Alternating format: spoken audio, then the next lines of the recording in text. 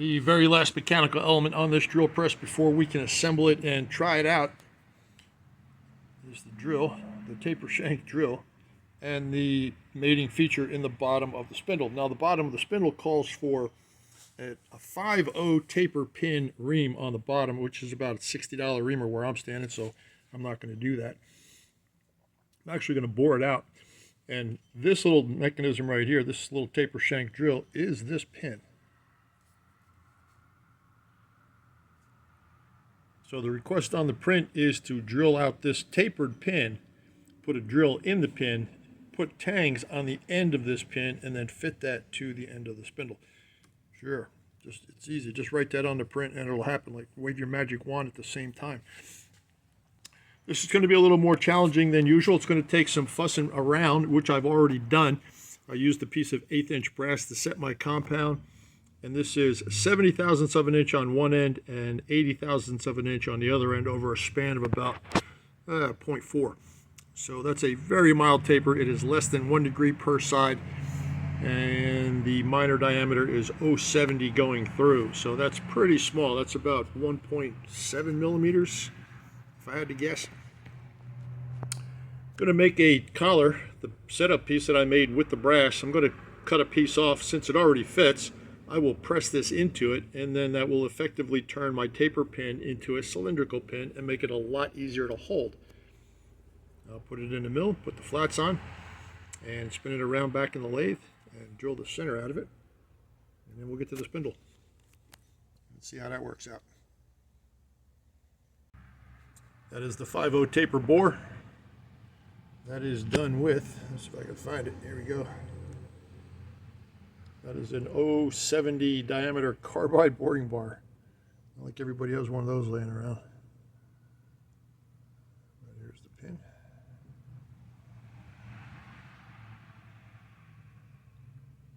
Best advice I can give you if you're not going to set this up with an indicator against a known Z straight surface, just take a cut, try it, take a cut, try it. That's how I did it.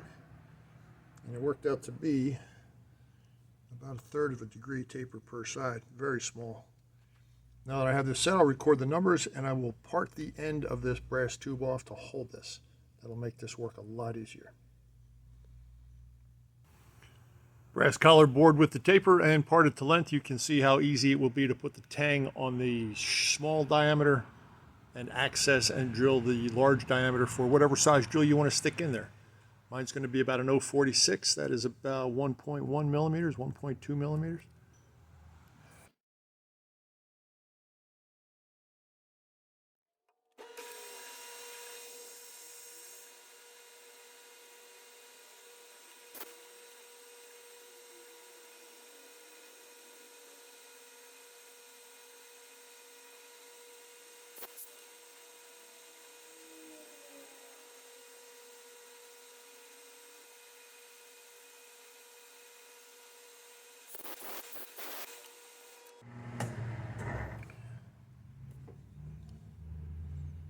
All right, let's see how that worked out.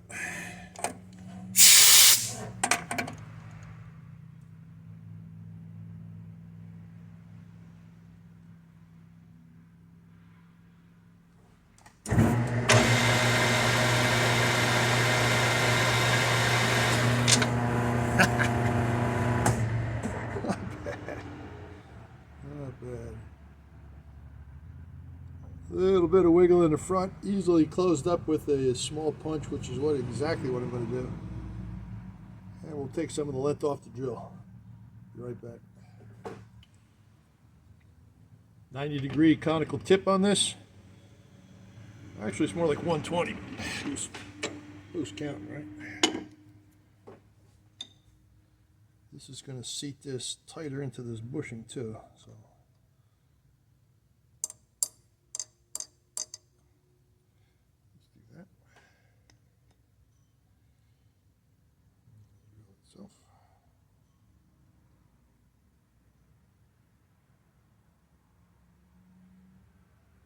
Take a look.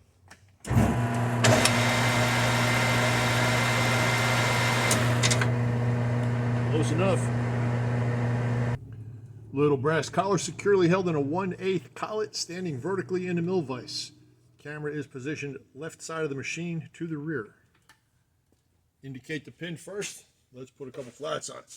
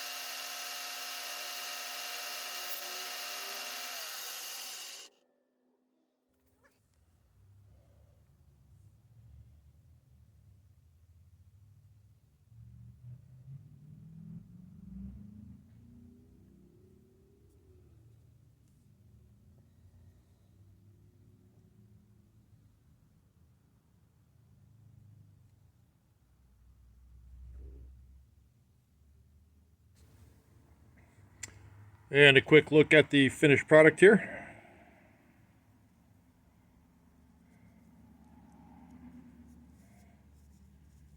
And for all you metric guys, that overall length is about 26 millimeters.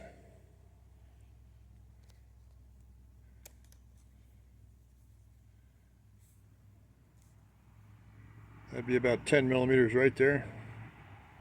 About 20 millimeters right there, 25.4 to here, and so on. Maybe 26.4, 27 millimeters long. That is extremely small. And no, it's not pressed in, it is not swedged in. It is a nice dry fit, but I Loctited it in, and that should be sufficient. Let's move on to the spindle.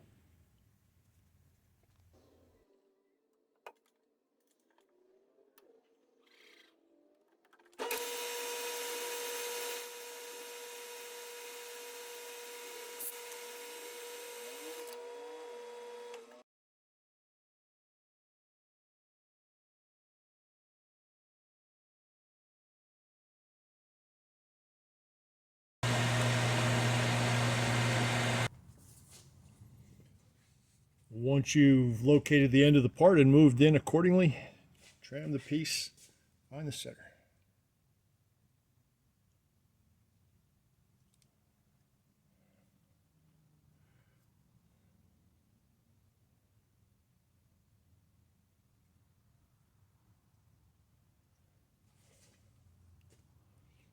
This is an extremely small slot. I'm going to remove as much of the material as I can with drilling.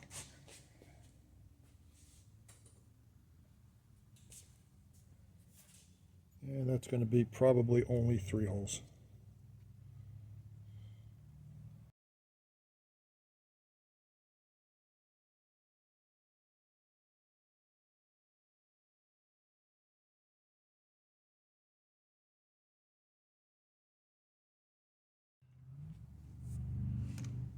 You got to be real careful when you're cutting through something this small with the drill this small and there's already a cross hole. It's going to have a tendency to want to grab as it breaks through. I'm going to gently regulate the down feed with the thumb wheel on the quill. That is off camera. And I'm going to take real small bites, so this is going to be accelerated quite a bit to get through these 4 holes.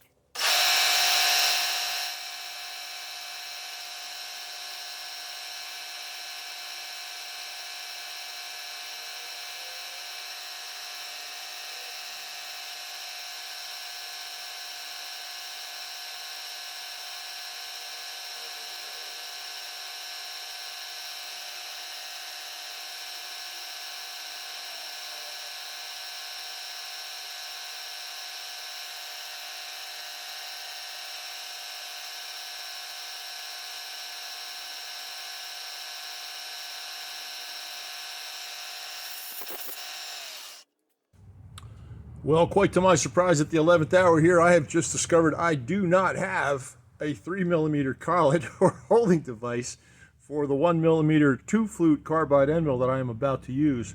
So against all better judgment, I have this in a Jacobs chuck, and these chucks are really tight and run well, so I'm hoping that this ends well. This is the second feature from the very last thing to be machined on this drill press, so fingers crossed.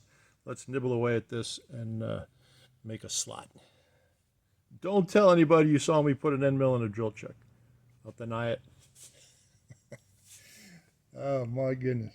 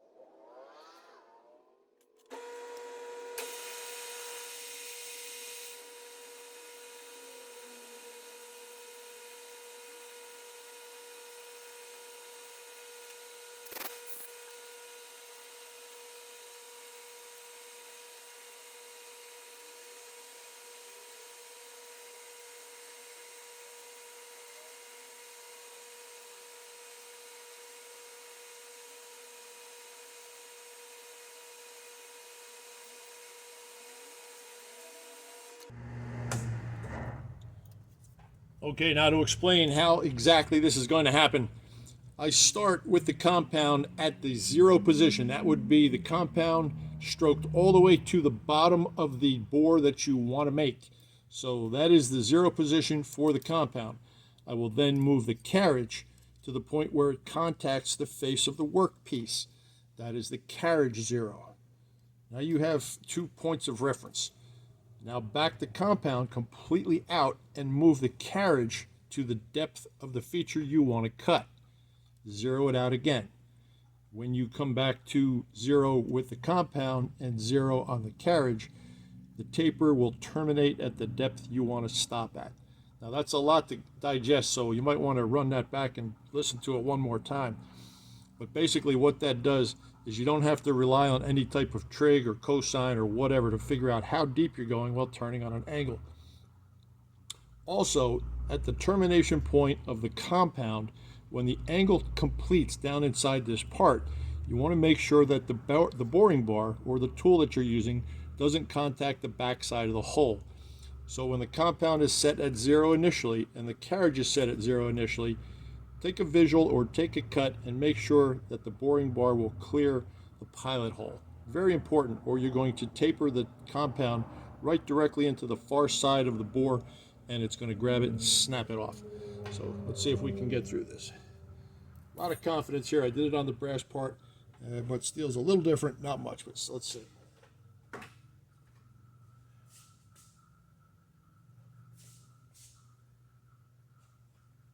And I will be using the drill as the gauge.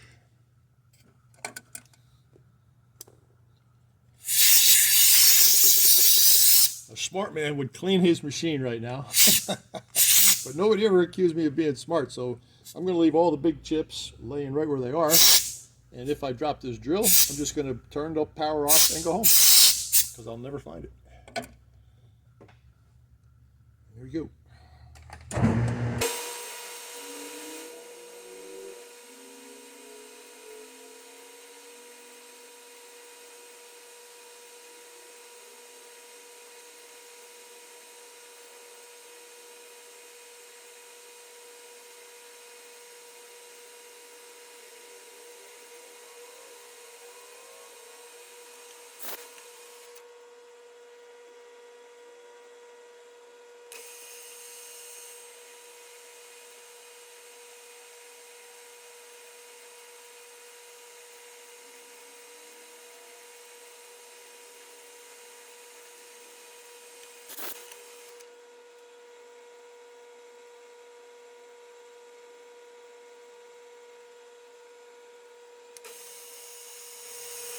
Let's take a quick look at the completed taper shank drill and spindle assembly.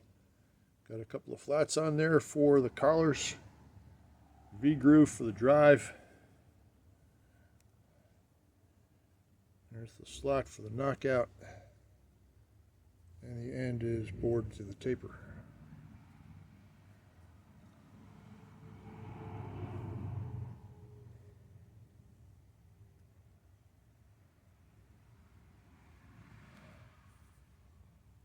There you go. Just like it should be. I say we one step closer to putting this together. Got to size the center column section for the upper frame so that the belt tension is correct, and we can assemble it and call this one a win. So let's get that done. Be right back. As we close in on the completion of this model, one of the modifications I made at the 11th hour was a 3/8 hole here. This is about a 10mm hole right in the bottom underneath where the column goes. This will allow you to install the main screw that holds everything together when the bottom is assembled.